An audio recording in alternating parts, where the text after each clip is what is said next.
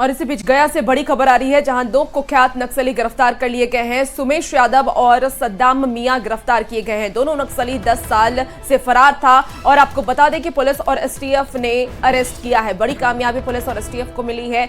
महुलिया गांव से ये गिरफ्तारी हुई है। बड़ी खबर आपको गया से बता रहे हैं, जहां दो कुख्यात नक्सली को पुलिस ने गिरफ्तार कर लिया है। सुमेश यादव और सद्दाम मियां गिरफ्तार किए गए हैं।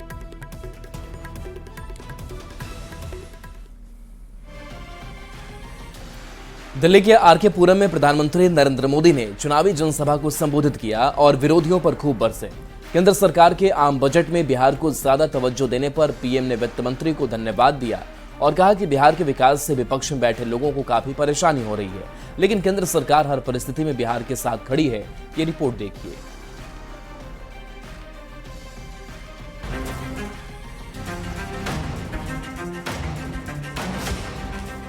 वित्त मंत्री निर्मला सीतारामन ने शनिवार को मोदी सरकार 3.0 का पहला आम बजट पेश किया।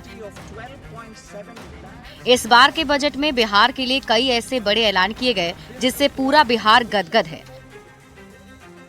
रविवार को प्रधानमंत्री नरेंद्र मोदी दिल्ली के आरके पुरम में चुनावी सभा को संबोधित किए। बजट में बिहार को दी गई सौगात के लिए केंद्रीय वित्त मंत्री निर्मला सीतारामन का धन्यवाद किया। एनडीए की सरकार दिन रात बिहार के लिए काम कर रही है। मखाना बोर्ड की घोषणा करके बिहार के मखाना के हमने सम्मान दिया है। आरके पुरम के सेक्टर 12 स्थित सेंट्रल पार्क में विकसित दिल्ली संकल्प रैली को संबोधित करते हुए पीएम ने कहा कि पूर्वांचल के लोगों ने ही मुझे सांसद बनाया है। बजट में बिहार के विकास का विशेष ध्यान रखा गया। मखाना बोर्ड की घोषणा से बिहार को सम्मान मिला। ज्यादातर दलित परिवार के लोग मखाना की खेती से जुड़े हैं। दलित भाई बहनों का कल्याण करने पर मेरा मजाक उड़ाया जा रहा है। और ये कांग्रेस वालों को पता नहीं है, बिहार में ज्यादातर मखाना खेती में मेरे दलित परिवार जुड़े हुए हैं और मैं जब उनका कल्याण करता हूं तो मजाक उड़ाते हैं लोग। पूर्वांचल की बिहार की कनेक्टिविटी भी बेहतर करने के लिए कई बड़े काम होंगे। पीएम ने विरोधियों पर निशाना साधा कि बिहार के विकास से विपक्षी निराश हैं, पर पूर्वांचल के लोगों ने मुझे प्रधानमंत्री बनाया है, इसलिए एनडीए सरकार दिन रात बिहार के विकास के लिए काम कर रही है। बजट में की गई घोषणा से बिहार की कनेक्टिविटी बेहतर करने के लिए बड़े काम होंगे। बिहार में युवाओं के लिए रोजगार के नए अवसर मिलेंगे और इसके लिए एनडीए सरकार बिहार को हर संभव मदद देती रहेगी।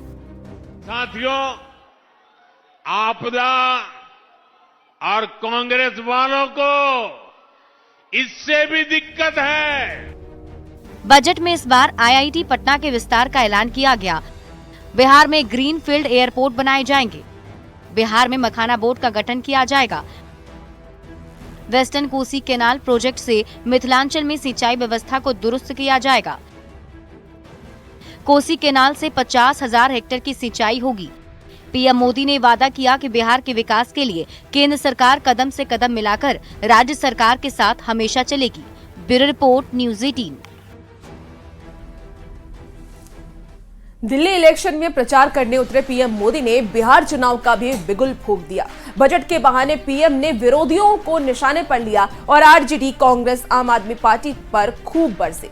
पीएम ने कहा कि बिहार के विकास से विपक्षी नाराज है। बजट में बिहार को सौगात मिली है, जिससे विपक्षी हताश है। ये रिपोर्ट देखिए।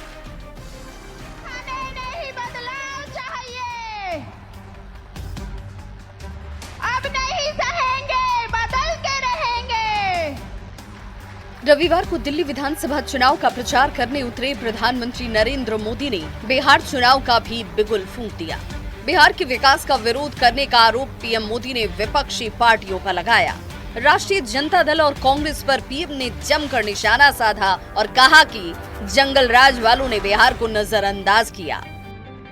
दशकों तक कांग्रेस ने भी बिहार को नजरअंदाज किया है। दशकों तक जंगल राज वाले लोगों ने, कांग्रेस के लोगों ने बिहार के लोगों को नजरअंदाज किया, लेकिन आज एनडीए की सरकार दिन रात बिहार के लिए काम कर रही है। प्रधानमंत्री ने कहा कि एनडीए सरकार बिहार के लिए दिन रात काम कर रही है और करती रहेगी। आरजेडी और कांग्रेस को बिहार के विकास से काफी दिक्कत है। बिहार को मिले प्रोजेक्ट से विपक्ष वाले नाराजगी दिखा रहे हैं। विकसित दिल्ली संकल्प रैली में पीएम मोदी ने आम आदमी पार्टी और दिल्ली के पूर्व सीएम अरविंद केजरीवाल पर भी जमकर निशाना साधा। पीएम मोदी ने कहा कि आपदा वालों ने बिहार के लोगों को दिल्ली से निकाला, कोरोना के समय बिहार के लोगों को दिल्ली छोड़ने पर मजबूर किया। जब कोविड आता है तो आपदा वाले अफवाहें फैलाकर, भय दिखाकर, झूठ बोलकर मेरे पूर्वांचल के भाई बहनों को दिल्ली से निकाल देते हैं। कोविड के नाम पर दिल्ली छोड़ने के लिए मजबूर करते हैं। प्रधानमंत्री नरेंद्र मोदी ने बिहार में आस्था के महापर्व छठ पूजा का एक बार फिर से जिक्र किया। पीएम ने छठ के प्रति अपनी पूरी आस्था जताई और छठ में होने वाली परेशानियों को लेकर दिल्ली सरकार पर खूब बरसे। पीएम ने कहा कि आम आदमी पार्टी की सरकार में दिल्ली में छठी मैया की पूजा करना भी मुश्किल हो गया है। पूर्वांचल के लोगों के लिए यहां छठी मैया की पूजा करना भी मुश्किल है। मैं कल से ही देख रहा हूं कि आपदा वाले बिहार को मिले प्रोजेक्ट से कितने नाराज हैं। प्रधानमंत्री ने बिहार के लोगों को भरोसा दिया, विपक्ष के लोगों को निगेटिव पॉजिटिव करने दीजिए। दिल्ली, यूपी हो या फिर बिहार, पूर्वांचली समाज को बीजेपी सरकार हर संभव मदद देती रहेगी। पीएम मोदी के इस बयान के बाद बिहार में भी सियासत गर्मा गई है। देखना होगा बिहार चुनाव पर इसका क्या असर पड़ता है। Bureau report, news 18। प्रगति यात्रा के दौरान मुख्यमंत्री नीतीश कुमार रविवार को बांका पहुंचे और सीएम ने करोड़ों की योजनाओं की सौगात दी। मुख्यमंत्री ने 362 करोड़ की 178 योजनाओं का उद्घाटन और शिलान्यास किया। साथ ही बिहार के सबसे पहले स्मार्ट विलेज का उद्घाटन किया। और बांका को मुख्यमंत्री से क्या क्या तोहफे में मिला है, ये भी रिपोर्ट देखिए आप।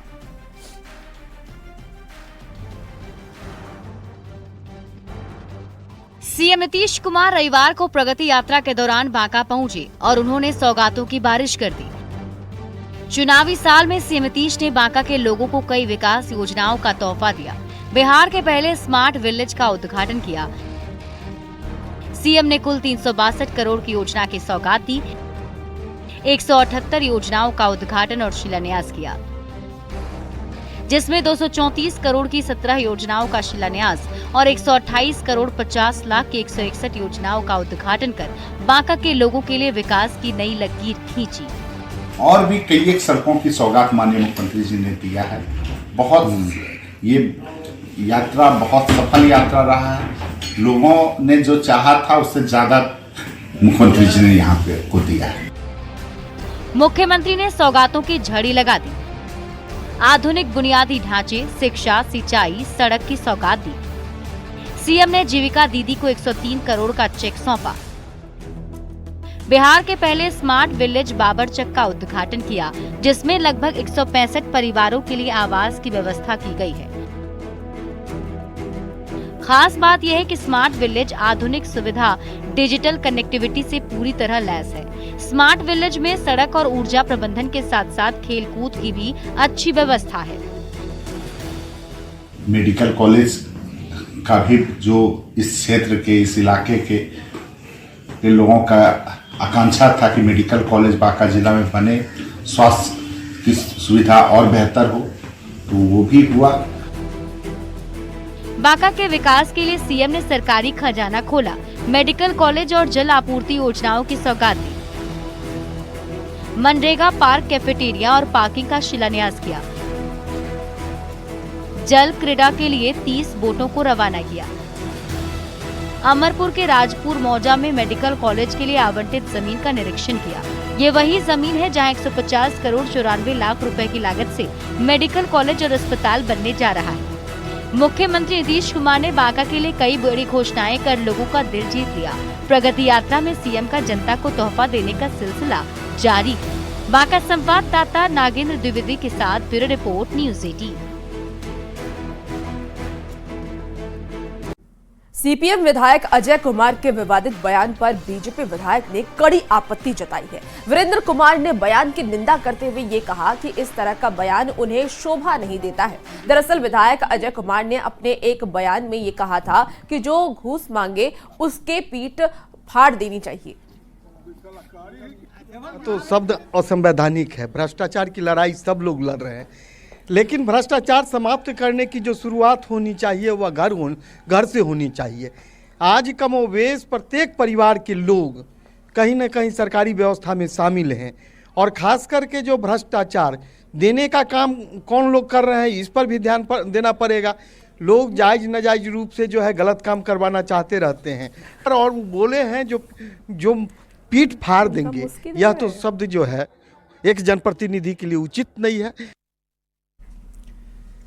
देश का आम बजट पेश हो चुका है, जहां इस आम बजट को लेकर जमकर तारीफ की जा रही है। वहीं इस बजट से मुजफ्फरपुर वासियों को वंदे भारत और एयरपोर्ट चालू करने की जैसे कई उम्मीदें थी, जिसका ऐलान नहीं हुआ। ऐसे सांसद और केंद्रीय जल शक्ति राज्य मंत्री डॉक्टर राजभूषण चौधरी निषाद ने कहा कि ये सभी काम जल्द पूरे होंगे। मखाना बोर्ड बनने पर उन्होंने कहा कि मुजफ्फरपुर की लीची के लिए यहाँ अनुसंधान केंद्र है, लेकिन फिर भी मखाना के तर्ज पर लीची को लेकर भी काम होगा। वहीं वंदे भारत चलाने की बात पर उन्होंने कहा कि मुजफ्फरपुर में वंदे भारत के लिए वॉशिंग पीट नहीं है, जिसकी वजह से नहीं चली है। जल्द ही वॉशिंग पीट बन जाएगा तो यहाँ वंदे भारत भी चलेगी। के साथ प्रॉब्लम टेक्निकल प्रॉब्लम था कि यहाँ पर वंदे भारत के लिए वॉशिंग पिट की व्यवस्था नहीं थी। ये वॉशिंग पिट जल्दी ही स्थापित हो जाएगा, ये इसका काम चल रहा है। जो ही वॉशिंग पिट स्थापित होगा हम प्रयास करेंगे कि वंदे भारत में आ जाएगा।